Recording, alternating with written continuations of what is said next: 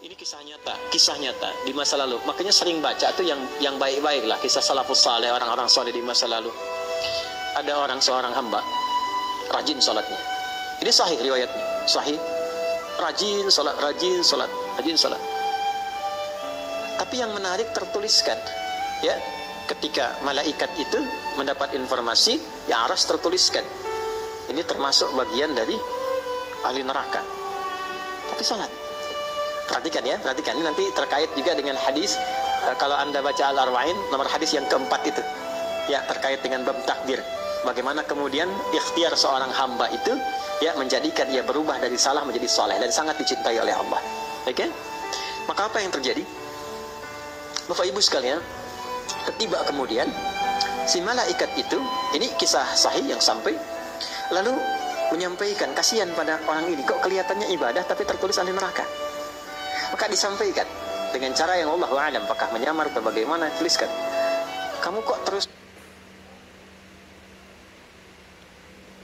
terusan sholat, padahal belum tentu baik di mata Allah, belum tentu menjadi bagian ahli surga. Perhatikan jawabannya.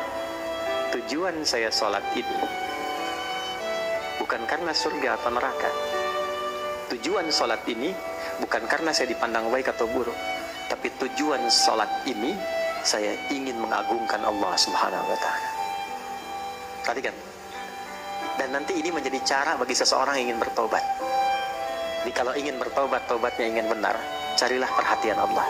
Yang penting ridha Allah. Terus saja tobat sampai merasakan kenikmatan tersambung dengan Allah. Itu maksudnya. Jadi begitu keluar kalimat itu yang mengguncang arsy, itu yang dijadikan oleh Allah pelajaran bahkan pada alam malaikat untuk mengenal bagaimana rahmat Allah itu diberikan. Mudah bagi Allah membuka, merubah, memutar, mudah. Tapi Allah ingin memberikan pelajaran bahkan di alam malaikat bagaimana kasih Allah diberikan. Begitu kalimat itu muncul, apa yang terjadi? Maka berubahlah di arsy namanya menjadi ahli surga. Ini riwayat sahih. Berubah menjadi apa? Ahli surga. Padahal Allah tuh maha mengetahui, gampang aja tinggal dirubah ahli surga, tidak. Tapi Allah ingin memberikan informasi bahkan di alam langit kepada para malaikat betapa tingginya rahmat Allah, memberi kesempatan pada setiap hambanya untuk kembali kepada Allah dalam kebaikan. Dan itu disebut hamba. Disebut hamba. Karena itu Allah begitu mencintai ketika ada pelaku maksiat, dia pengen tobat, itu begitu dicintai dan statusnya naik lebih tinggi. Ini yang menyebabkan ayat ini turun. Qul ya ibadiyalladzina asrafu ala anfusihim. Ini yang menyebabkan itu menunjukkan rahmat Allah. Hai hambaku, betapa besar pun kau pernah berbuat dosa, sepanjang masih hidup belum tiba ajalmu, jangan pernah putus asa untuk mendapatkan rahmatku. Pakai rahmat. Rahmat di sini mencakup Rahman dan Rahimnya Allah Subhanahu wa Ta'ala. Ini kisah nyata.